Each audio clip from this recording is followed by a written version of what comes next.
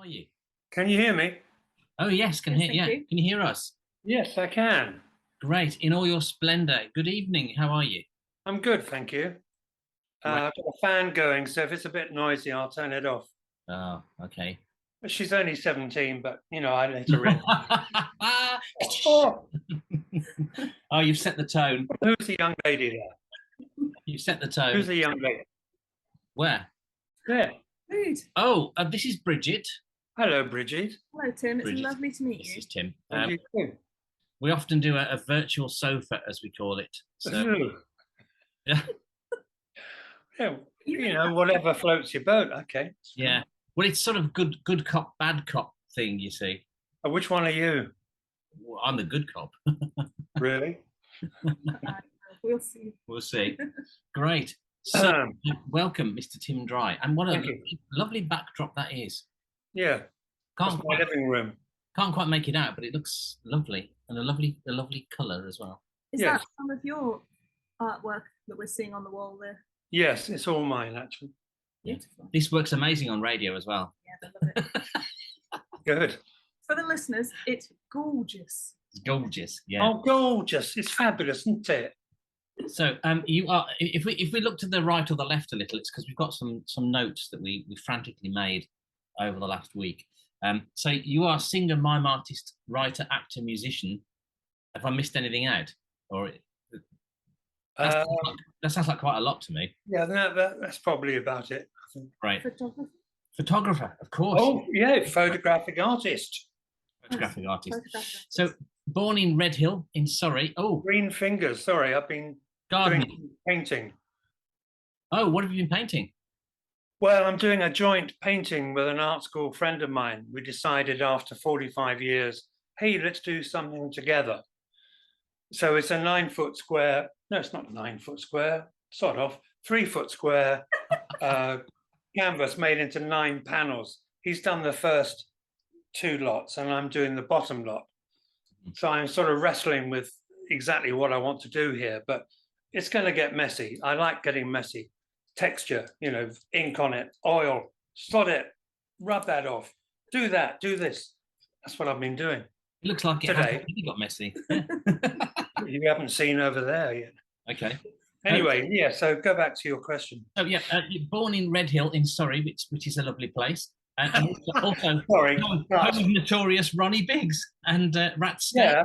Okay, we're going to go famous people from Redhill. Yeah. Ronnie Biggs is probably number 1, right? Then we have Roy Lyons, who was the original organist in Status Quo. I see. So if you look at Status Quo doing pictures of Matchstick Men on top of the pops in 1968, he's there playing the organ and drilling it the camera. Yeah. I remember the guy. And also Chris Miller, who became Ratscape, is from Redhill. Yeah. And a guy called Dave Fenton, who had a band called The Vapors, turning Japanese. I think I'm turning Japanese. I think so. Remember it well. Exactly. Now, what is that song all about? Anyway, yes. So that's Redhill for you. Great. It's twinned with Dante's Seventh Circle of Hell. It doesn't say that on the sign, does it? They're missing a trick. Anyways, yes, I was born there for my sins, Okay. And in your youth, you swiftly moved out to Brighton for a short period of time. I did, yes. I became a sort of ersatz hippie. Yeah. Which involved listening to a lot of music I hadn't heard before. A lot of American underground bands like It's a Beautiful Day, Jefferson Airplane, Country Joe, Grateful Dead. I was the Beatles, Stones, Who, Kinks, Yardbirds, Bowie, and all of a sudden this sort of stuff was coming in, and I thought, yeah, it's all right, But there were a lot of drugs were taken. But yeah, fuck it, Sorry, you can probably edit all this anyway. But, it was 1972. I mean, come on. Yeah. What are you going to do? Yeah. Well, so I read a lot of books. I had a lot of philosophical conversations, and I learned a lot about myself, you know. So it was a good period. Yeah. Yeah. So how old were you when you started to express an interest in the arts, and which aspects did you get involved in first? Was it the painting or the music or? Well, I went to art school when I was 17. Mhm. Because I couldn't wait to get out of grammar school. I hated it. You know, I was a bit of a naughty boy, but I thought I don't want to be here. You know, I want to be doing something else. And art, because I was good at art school was the obvious outlet. So I finally left in autumn 1969 and went to my local art school in Reigate, which is the twin town of Red Hill. It's good cop to Red Hill's bad cop, you know. And all of a sudden I'm doing a graphic arts course, you know, and I thought, wow, this is interesting. But it wasn't really what I wanted. I wanted something different. I just wanted to be out of school and away from that discipline of, you know, being a sixth form prefect and beating younger guys up. No, that's that's horrible. That's one of the benefits. You know, it was. I really hated my school days. You know, I was very good at English lit, and art, but I didn't want to go to university. I didn't want to become a sort of academic. So I went to art school, and I was disappointed because I thought art school was full of people, you know, like Eric Clapton and David Bowie and Jimmy Page and all these wonderfully artistic people sort of wearing velvet and chucking stuff about. No, it wasn't. It was full of sort of would-be accountants designing cheese packets. And I thought, oh, this is, you know. So I've got out of school. I got into one academic institution and I thought, I don't like this. So I did 2 years of that, and then I left and went to Brighton and became a hippie. But, you know, I mean, that was great fun, but it was always seen as a sort of temporary kind of diversion before I found what I really wanted to do. And that took quite a long time, actually. Sorry, my aging girl cat has just staggered in. Wait. Oh, sort of. So for you then, punk happened at just about the right time, didn't it? Sorry, what? Punk, the whole punk thing happened. Oh no, God, I hated that. Did you keep away? That was a bit later. I left Brighton in '73. I came back to my hometown to live with my mum and dad for a year and a half, and I got a job as a graphic designer working in a local place called Hotel International.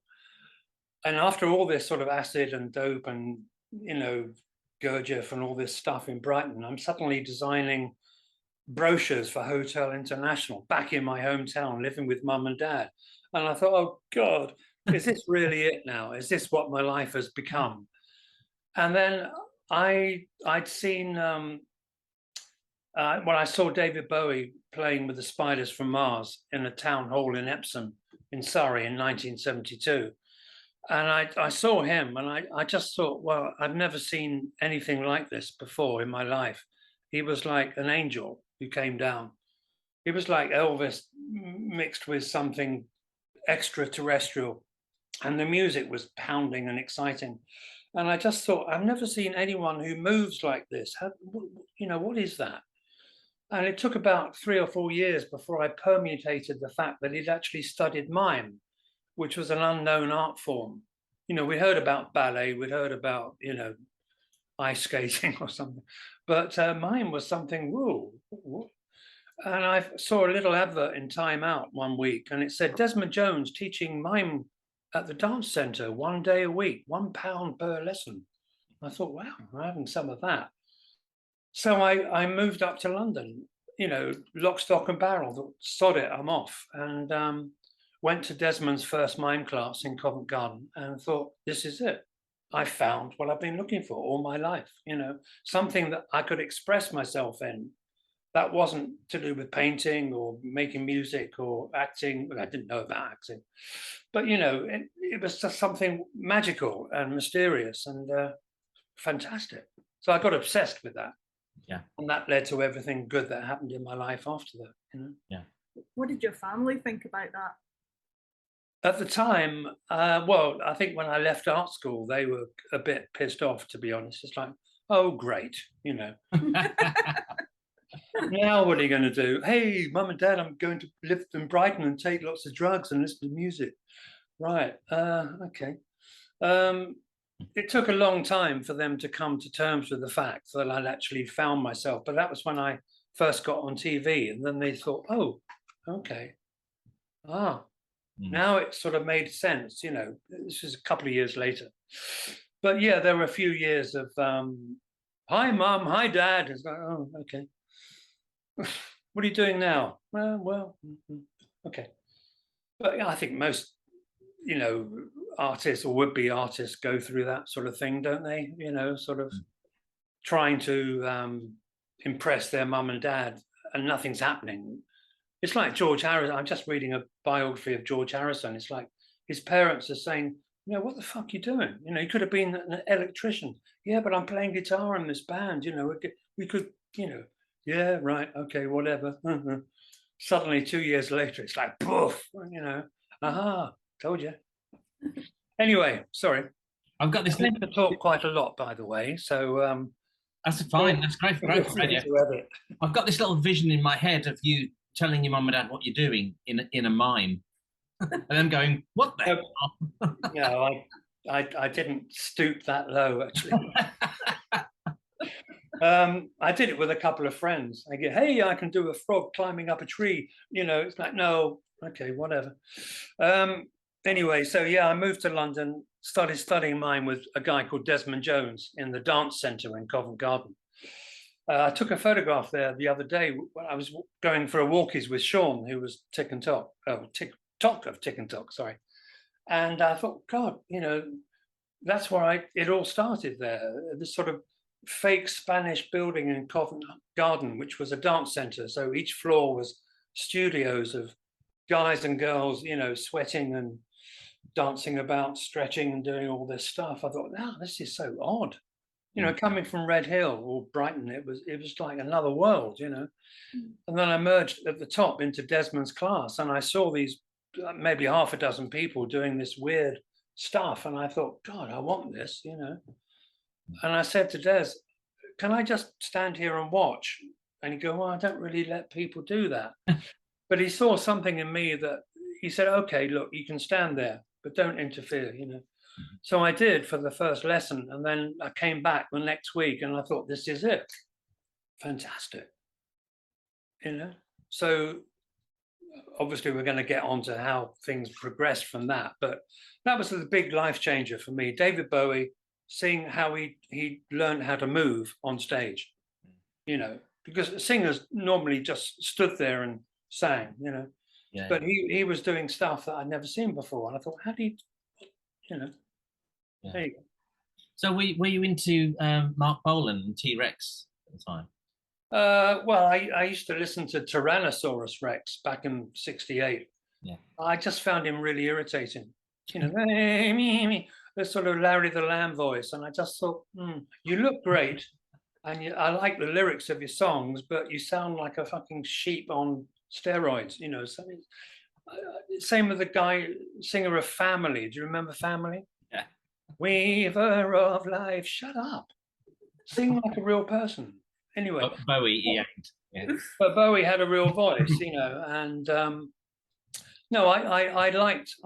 Obviously I heard all of the underground bands at that time, and there were so many of them. Some of them were really good, some of them were awful, you know. But Bolan was always, what I admired about him was his ability to be arrogant, you know, to say, I am going to be a star. I am a star, darling.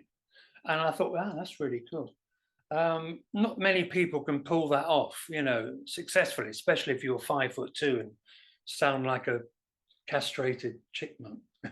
Anyway, lyrically, Tyrannosaurus Rex and T-Rex obviously then became the vehicle for him to become, you know, Eddie Cochran on glitter, you know, and that was good. But it was always Bowie that suddenly nipped in behind him, Yeah, and did something so much better, yeah.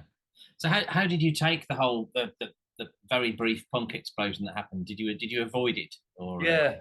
you kept away? Well, see, for that brief moment, 76, I was back at home again before I moved to London to do mime.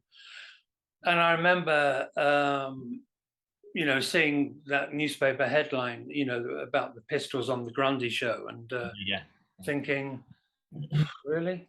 Okay, it's a ploy to get attention. I understand that. It's like the Stones back in the 60s pissing up against a garage wall and getting major press. It's okay. But I had a job with Chris Miller, who became Rat Scabers of the Damned the year before. And we used to go to the pub at lunchtime and we talk about music. And I'd say, oh, I'm really into Humble Pie. And he goes, yeah, I'm actually putting a band together, And because he was Red Hill sort of wide boy, he'd sort of work on a building site and wear a green velvet suit. We thought, that is so fucking cool. And and brave, yeah. He was notorious for going up to, a window in a pub and just pushing his head through it, going, "That you what?" And we thought, wow, okay, well, that's Red Hill's local hooligan, And suddenly a year later, he's in this punk band called The Damned. And I thought, bloody hell. And there's Captain Sensible, whose real name is Ray Burns or whatever his name is, was a floor sweeper in Fairfield Halls in Croydon. And suddenly he's Captain Sensible and he's doing all this mad shit. And I thought, king hell, I could have done that, But I just thought, well, I don't like the music. It's just like the Who speeded up, Yeah. 1, 2, 3, 4, But it was the anger and the sort of spitting and the violence that went with it eventually that I just thought, nah. Was there any of it that made you think anyone can do it? Why not me? No, I never thought about making music at all. No. That because of my mime training with Desmond, we then formed a mime company with his regular students. There were, I think, 8 of us that said, can we do more of this, Des? And he said, well, we could do something at the weekend.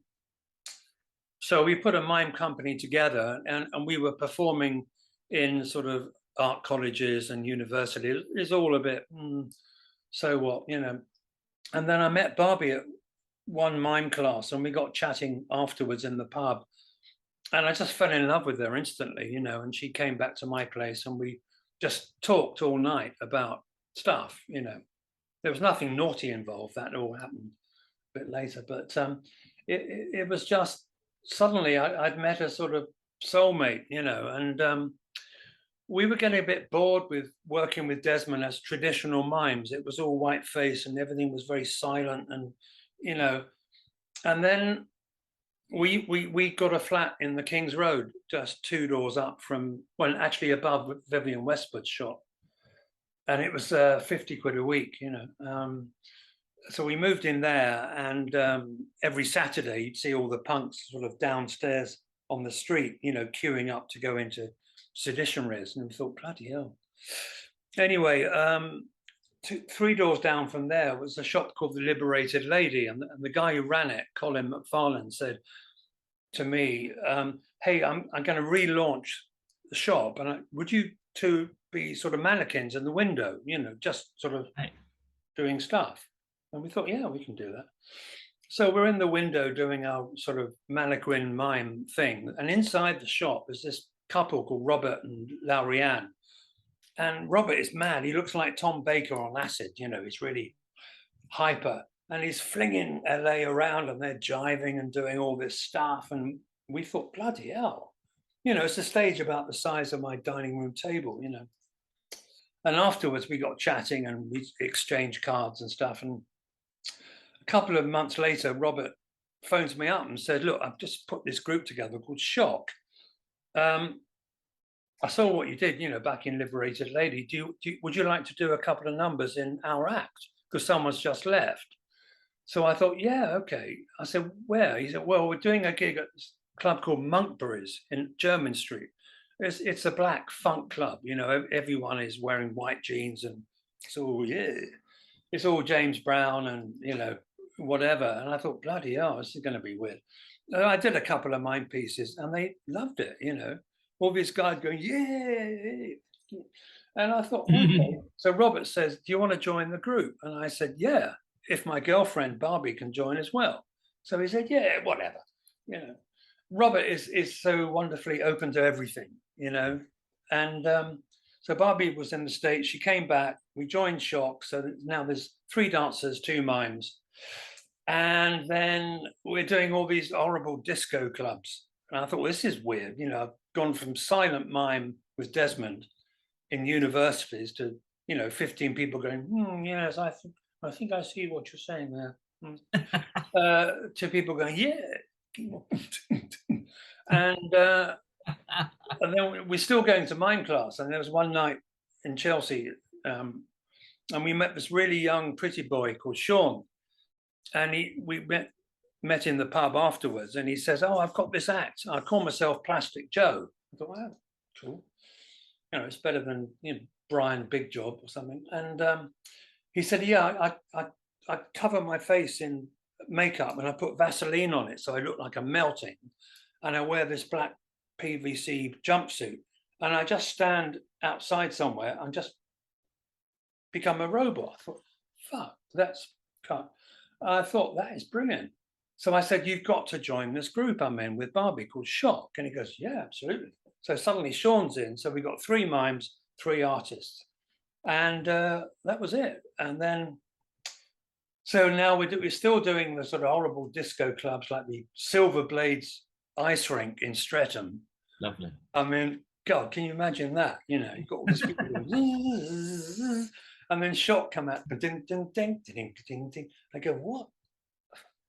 Can we carry on skating now? You know, whatever.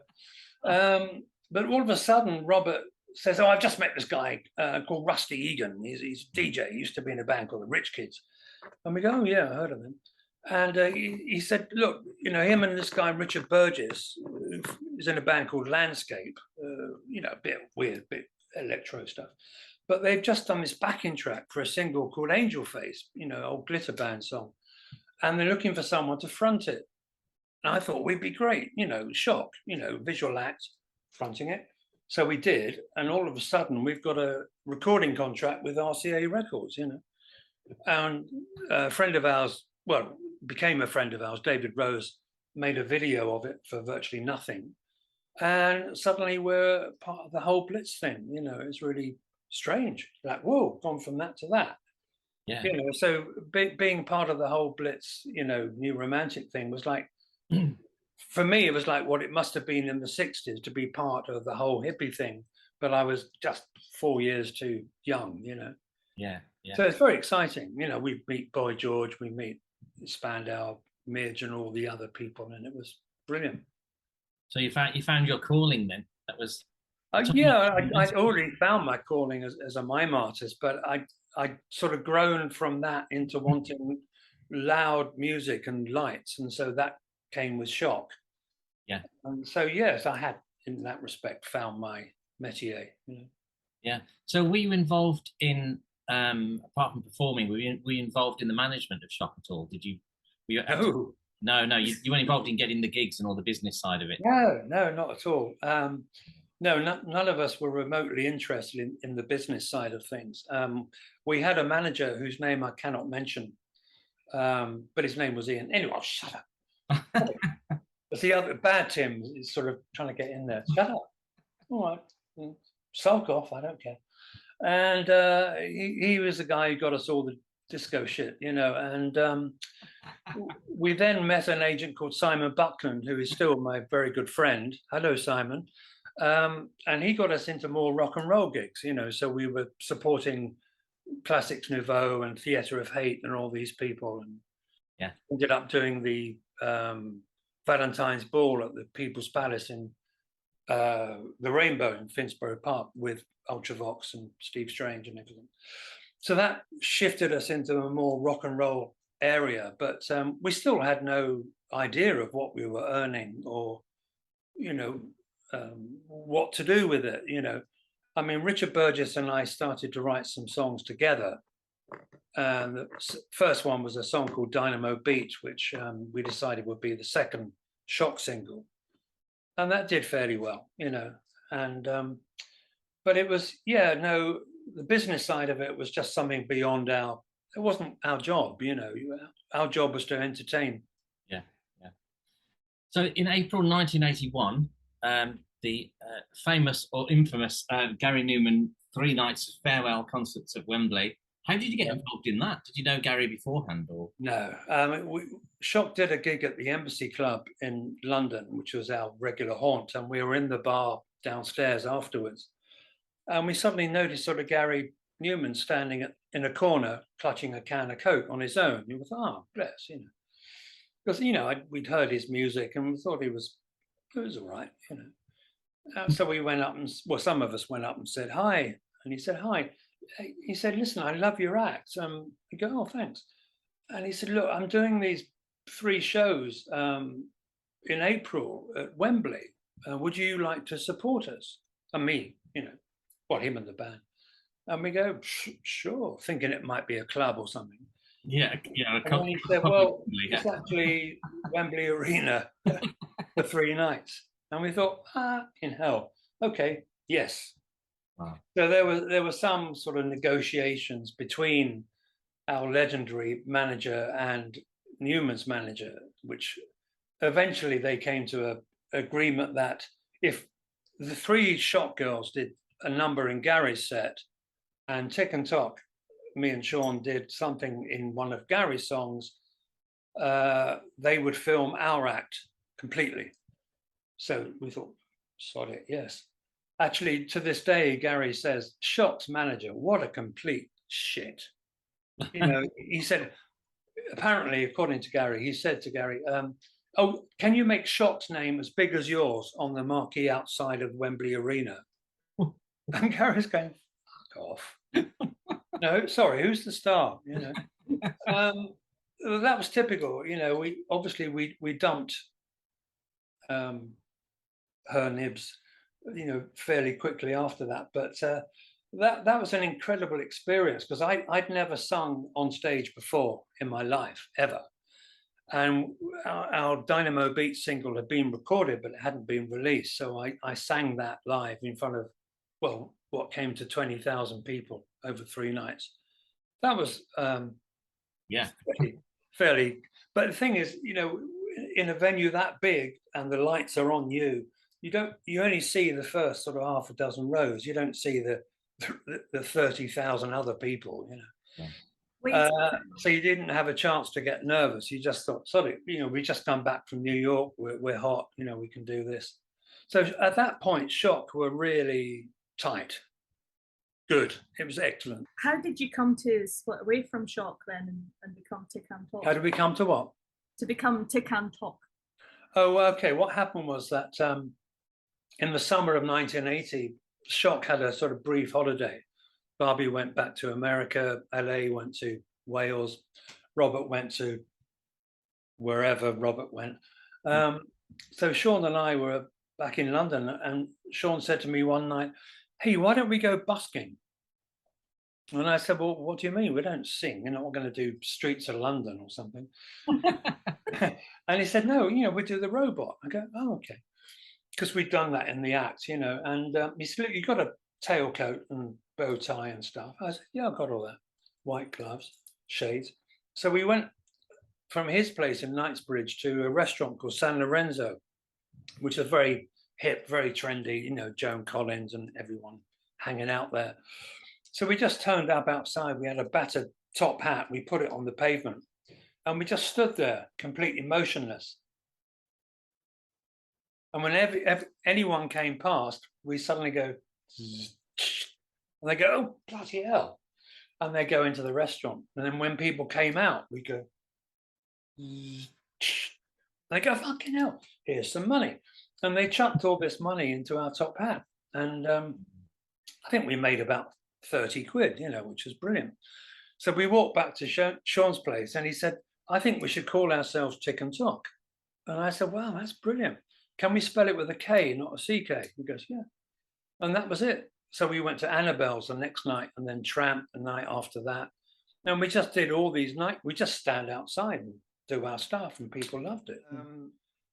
Because we used to wear glasses, it was a lot easier, you know, to stand motionless and not blink for more than 2 minutes. It's like, oh shit, oh bollocks. But I remember because Sean and I used to get invited to do private parties, you know, very rich people living in Golders Green whose son was having a bar mitzvah or something, and they get Tik and Tok in. Oh, wouldn't it be great, you know? Okay, whatever.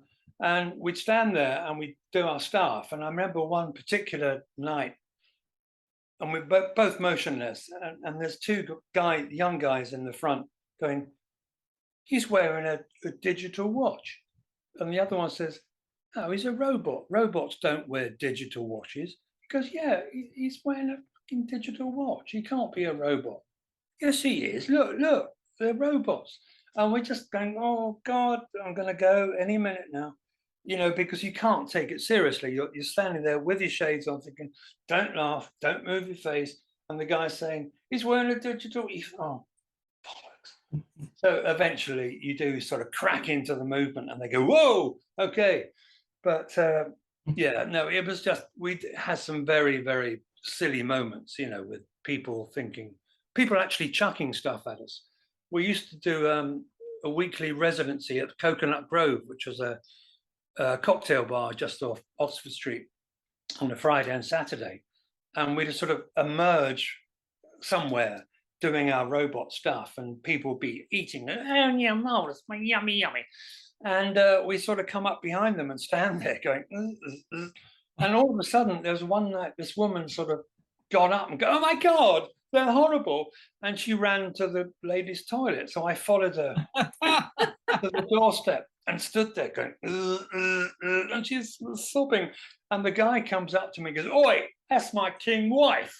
And I say, oh, I'm sorry, I thought it was your mother. Oh. Bad move. But there were other nights where people would sort of chuck potatoes at us. You know, it's like, how dare you interrupt our supper? We're in the biz, we're important. And we go, no, you're not. It was brilliant. It's great fun, actually. I mean, we got 30 quid a night each back in 1980, which is pretty cool. Yeah. And they give us free cocktails as well. Sean always had a pina colada, and I always had a Mai Tai, which was more sort of fruity and more exotic. And as many potatoes as you could catch. Oh, yeah, take them home in our pockets, you know, hey, chips for the week. Yeah, that was our life. One day you're at Coconut Grove having, you know, taters chucked at you. The next night you're on stage with Gary Numan. It's like, wow. Couldn't have seen that one coming, you know. That's a very far cry from Red Hill, I tell you. Oh, yeah, yeah. And then you signed for Survival Records. How did that come about? Oh, dear. Okay. Well, back in 1982, Shocker split. Robert LA left the group in 1981, leaving the four of us to carry on as Shock Mark II, which was never really, it was all a bit half-hearted, you know. We had a male bodybuilder who wore a jockstrap and was really tough. Okay, Barbie's idea, I think. And we had a female called Leslie who would cover her entire body in gold paint, but apart from a little G-string, and had a 7-foot python round her neck. We thought, fuck it, you're in. You know, so this was Shock Mark II. We replaced Robert and lovely Larry Ann with a, you know, virtually naked male bodybuilder and a girl covered in gold paint with a 7-foot python. I mean, you do, yeah. Yeah, as you do. I think we only did 3 or 4 gigs, and then we thought, you know what, sod it, it's gone. So Sean and I thought, brilliant, we've already got Tik and Tok on the go. Let's go off and do our stuff, you know. A good friend of mine, Peter Godwin, singer-songwriter, you may have heard of him, Images of Heaven. Yeah. I said to him, because we were friends, we used to socialize, and I said, you know what, I really want to do a single as Tik and Tok. He goes, well, I know somebody who knows someone. What do you want to do? I said, well, I've got this idea to do a cover version of the Loving Spoonfuls' Summer in the City. This was in July '82. And he said, okay, I'll speak to this guy. And this guy came back, who was a publisher. He said, brilliant, I can do this. And he arranged studio time for us. And what we did, we got Russell Bell from Gary's band, because we knew him, you know, from Wembley, to play all the instruments on it. Peter produced it and I sang it. Oh. And it became a single and we mastered it. And I think Peter's manager at the time, Don Musso, took it to various record companies and they all said, this is brilliant, but it's too late. It's late July, you know, it's summer in the city. It's not going to be autumn in the city, is it? And eventually this company, independent company called Survival, said, hey, love it, we can do it in 2 weeks. So we thought, sod it, okay. And they did, bless them, you know. For all of their faults, they were very enthusiastic. And it came out, the 12-inch was a big one on the dance floor. The 7-inch didn't really crack it. But so we signed a deal with Survival for 5 singles and an album, which is probably a mistake in retrospect. But they had the enthusiasm, but they didn't have the money, you know? Yeah. So that was that. So suddenly we're Tik and Tok assigned to a record label, you know? Wow. Proper pop stars. Sort of. Almost. Almost. Yeah. Well, you managed to get yourself onto a tour with Duran Duran. That's not an easy thing to do. Well, okay. Well, that came about because Sean was now going out with Jane Kahn, with her partner, Patti Bell. They made all the clothing for Duran Duran and Tik and Tok as well. And we got to meet Simon and Nick from Duran Duran. And I just thought, you know, it's a bit naughty to say, but I always thought Spandau were a bit too precious. But Duran were sort of unashamedly desiring of fame, fortune, sex, girls, money, everything, shamelessly just going for it. And they did it. And they had great songs. And I'm not knocking Spandau's ability. You know, they were fantastic, but it wasn't my thing. But Duran were more sort of Beatlesque, if you like, and they really went for it. We're doing our first proper UK tour. We'd love Tik and Tok to support us on 2 nights at Birmingham Odeon, which was their hometown. So we did, and it was unbelievable. I mean, it really was like Beatlemania. It's like 3,000, you know, pubescent girls in the audience. And there was second night, I think we were doing a song called Scream Me, I'm Yours. And I was a little bit too close to the front of the stage. And I'm going, hey, scream. And I got pulled into the audience. And it was like, oh, God. It's like it's sort of shark pit, you know? Yeah. And they pulled my hat off, glasses off, gloves off. They would have pulled everything off. But I managed to get my way back on stage. And I thought, God, that is so sexy. Anyway, that was that. And also, I think it was the same night, the band were doing Planet Earth in their set. And Sean said, why don't we come down on wires from the ceiling in Planet Earth? And I'm thinking, what? He goes, yeah, come on, you know, strap in, you come down. Because Sean was always, he still is, you know, very sort of adventurous in that sort of physical way. Whereas me, I'm going, oh no, what happens if it breaks? So we came down from wires in Planet Earth. The band didn't know anything about it. Right. So they're going, you're looking at Planet Earth. And suddenly it's like these 2 dudes in red tailcoats come slowly, majestically down. And the audience are going, oh my God, oh my God. And the band go, what the fuck? And we sort of land on the stage and divest ourselves off these incredibly tight, ball-crushing things and walk off, you know. I thought that was cool. Anyway. Did they ever forgive you for that? Who? The band.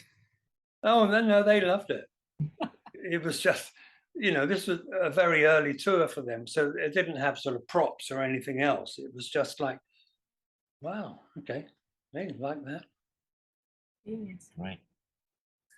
So you're running out of questions. Oh, no, we've got loads. Tell us about how you got into Star Wars.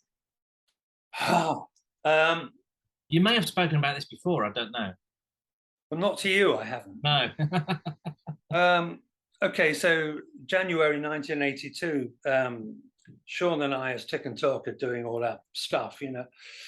And one day I got a call from our mime tutor, Desmond Jones, saying, I've just been contacted by the producer of the new Star Wars movie. Wow. We go, okay.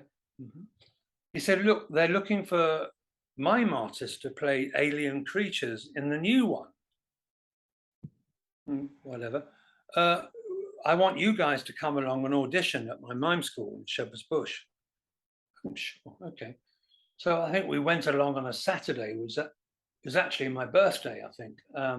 I was 30 then. And we turned up. There's about 20, 25 of us, mime artists. And Desmond's there, and Robert Watts, the producer of Star Wars and Indiana Jones and stuff, maybe a casting director. And Desmond says, okay, guys, just do some alien acting. Right. So we sort of go, and all this sort of stuff for about 20 minutes. And then Desmond says, okay, brilliant, thanks. You know, so we pack our tights and off we go. And I said to Sean on the way back, oh, wouldn't it be brilliant? You know, because we'd seen the first two movies and we just thought they were the bee's middle leg, you know. We get home, we carry on doing Tik and Talk stuff, you know, Coconut Grove, bit of music, whatever. Next week, Desmond phones, says, hey, you got the job. What? You know, it's like, yeah, shut up. You know, no, seriously, you got the job. You're going to Elstree next week. Bloody hell. And there was a friend of ours called Graham, who was also a mime artist who got the gig as well. And he would drive us up to Elstree from London at 6 o'clock in the morning, you know, which is brilliant, going through North London. It's empty, you know, apart from drunks and sort of whatever. Anyway, we turn up at Elstree and they say, right, we're going to go to costume department and we're just going to try on various costumes, see what fits who, you know. So we have no idea who we're supposed to be playing. That was, you're just going to be an alien, shut up, you know. Okay. And we're sort of there, and one of the guys is getting fitted as a sort of squid head. You think, wow, that's interesting. And then Sean's getting fitted as a yak head. He's got this huge, great head on, you know, and, you know, straps and stuff. And they say, okay, Tim, we're going to try this tooth face thing on you. It's a big, you know, tusky head thing. And they go, yeah, that works. That's cool. Okay. I go, yeah, the head's a bit wobbly. They go, okay, we'll fix that.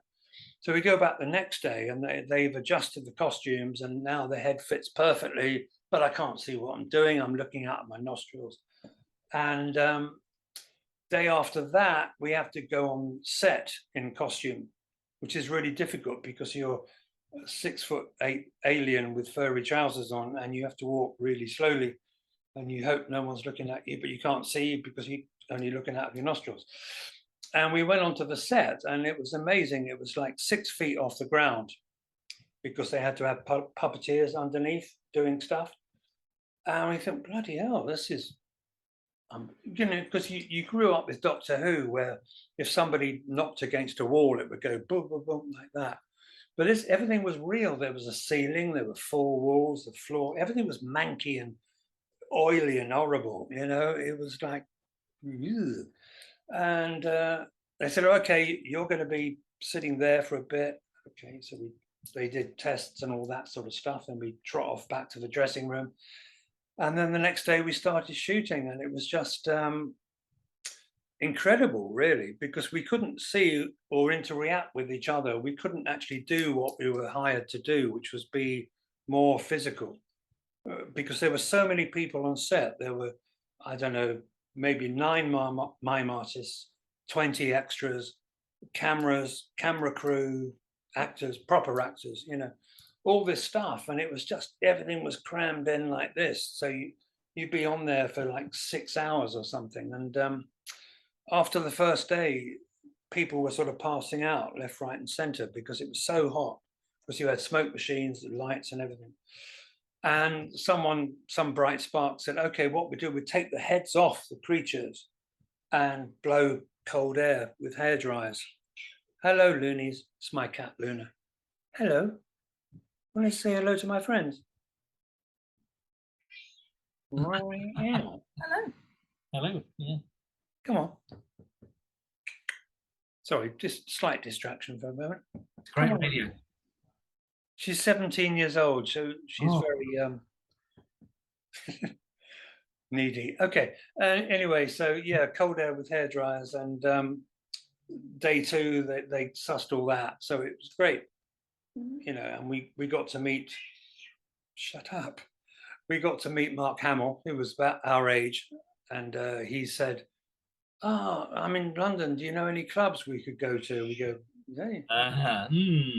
Yeah, we told him of a few, and he came back the next day with a bit of a twinkle. Thank you, guys. I remember one stupid moment. He came in and I said, "Hey, we've just come back from doing a gig on the moon." He goes, "Wow, how was it?" And I said, "Well, there's no atmosphere." Boom, boom. Yeah. But it was that kind of thing. Classic moment, which he may have wanted to ask me, probably haven't. But my girlfriend at the time said, "Oh, can you get Harrison Ford's autograph?" So I thought, "Hey, sure, honey." And there was a break, a lunchtime break, and I thought, okay, I've taken my head off my top, and I'm just wearing these big furry trousers with braces and a white t-shirt. I've got dyed black hair, and you know, I look gothy. Anyway, I see Harrison on the set, and he's in a canvas chair, and he's reading a script, and he's very kind of intent, you know. And I think I've got to go up and say something. So I sort of go up and go, "Excuse me, Mr. Ford." And he looks up and goes, "Whoa," because I'm, you know, I look like a sort of goth with very, very hairy legs. And I say, "Sorry, I'm really sorry. Can I possibly have your autograph, please?" He goes, "Hey, sure, kid." I don't know where I got the paper from, but he scribbled something on it. I think, thank you. And I sort of scamper back to the dressing room, but very hard in big trousers and broad feet. Shuffle. Anyway, somewhere between the set and the dressing room, I lost the fucking autograph. Oh. And I thought, oh, two things. Do I tell my girlfriend, "I got the autograph, I lost it"? It's like boom, boom, boom, bye. Or I go back to him and I say, "Hey, Mr. Ford, really sorry about the trousers, but I actually lost your autograph. Can I have another one?" It's like, get the fuck out of here.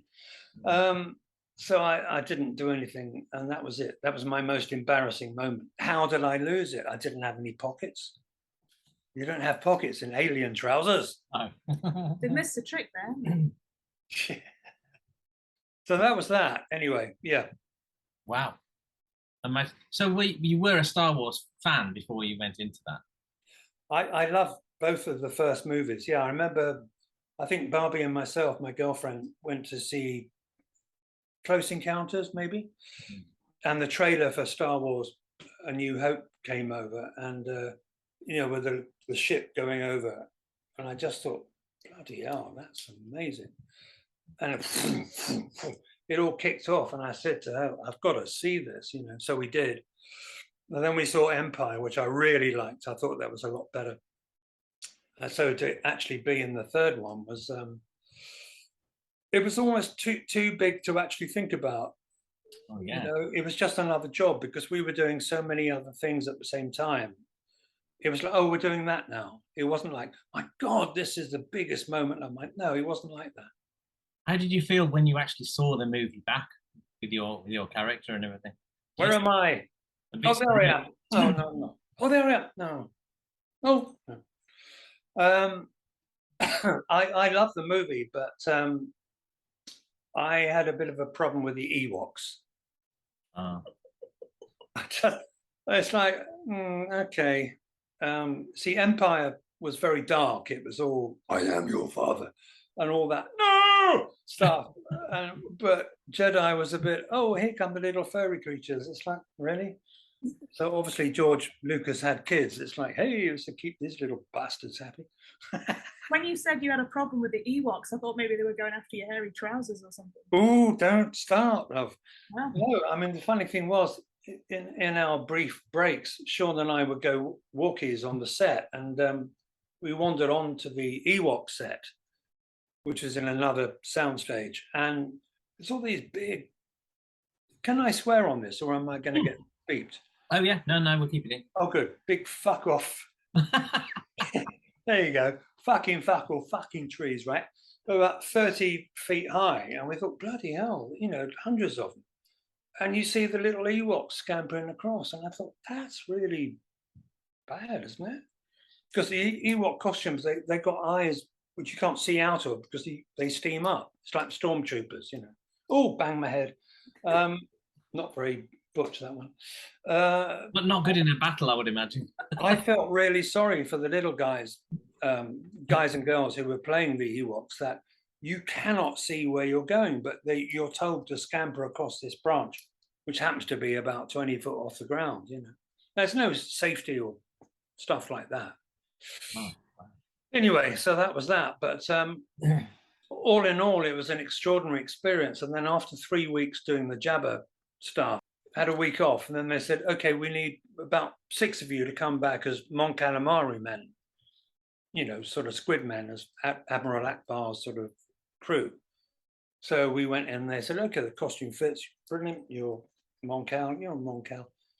And we did that. And it was brilliant because the costumes were really light. They were just one costume with a sort of foam pot belly, which is kind of weird. But these masks, you could actually sort of move around and do stuff with. So I think we did only about 4 days on that, but that was really exciting, you know. Could you see through that costume? Yeah.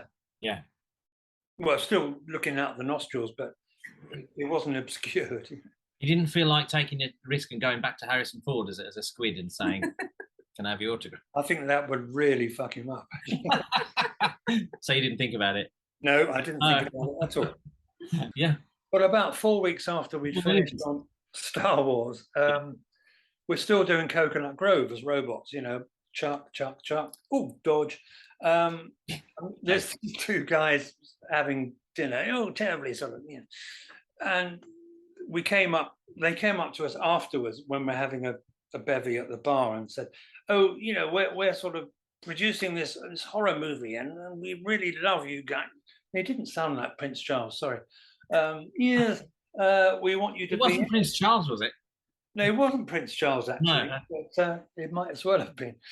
Those 2 guys, and they said, look, we're producing or putting together this horror sci-fi movie called The Reaper. And we thought, well, sounds quite good. We'd love you to be in it. One of you playing the alien, and shut up, nerds. One of you playing the GI soldier who comes to life. So we thought, okay, whatever, you know, having just done Star Wars, it's like, fuck off, whatever, we don't care. You know? Anyway, we got the script. Well, there wasn't a script, actually. That's too complimentary. No, there wasn't a script, but they did say, okay, Tim, we want you to play the G.I. Joe, the action man who comes to life and he bayonets an old woman. So it'd be very robotic. I thought, yeah, do that. And we want Sean to play the alien who comes to life and impregnates this woman. Sean goes, yeah, whatever, fuck, you know. So I stupidly said, what about if the alien, instead of it being a man in a rubber suit going, ooh, it's a guy on all fours sort of climbing backwards in a rubber suit. They go, yeah, that's really brilliant, you know, because they're all a bit, you know, bit stony. And so I thought, yeah, it's brilliant. So Sean's going to be the backwards alien and I'm going to be the G.I. Joe. A few days later, they say, okay, Tim, change of thought, yeah. We want you to be the alien and Sean to be the action man. I go, bollocks. So I've got to be the sad fuck who's on all fours, you know, going backwards. So I had to go to this company called NEFX, catchy, and have my entire body cast in plaster. Wow.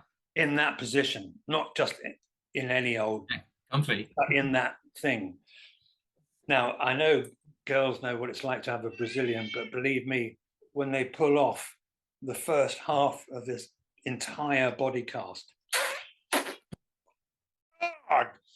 however careful they are with the Vaseline, there's always a few strays that get in there. And they cast the head as well, and that's really odd, having your whole head cast in plaster. because it goes off.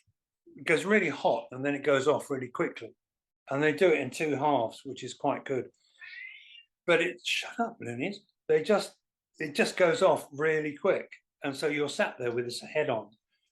And in the distance, you can hear them saying, "Okay, Tim, we're going for lunch now. We'll be back in about 1 hour." And you think, "Oh, fuck's sake, I can't move. I can't say anything. And it's really hot and it's horrible."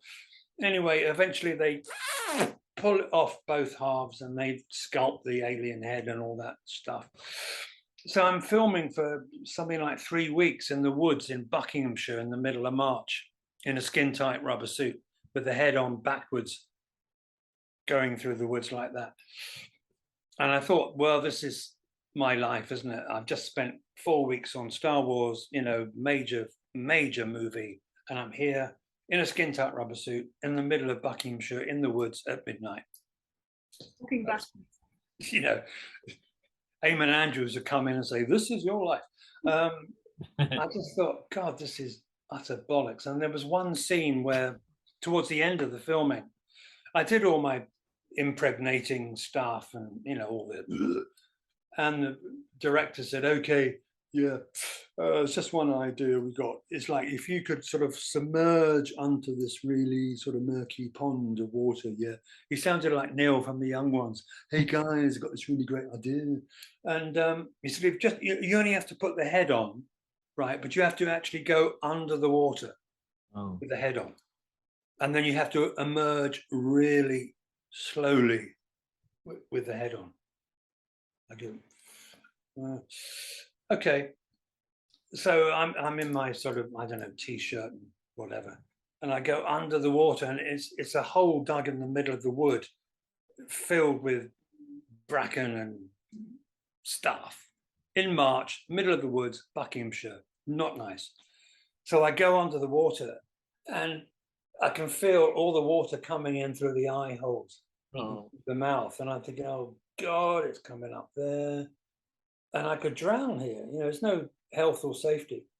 And from a great distance, I hear, "Okay, Tim, action." Tim, action. I go, oh. And so slowly rise up.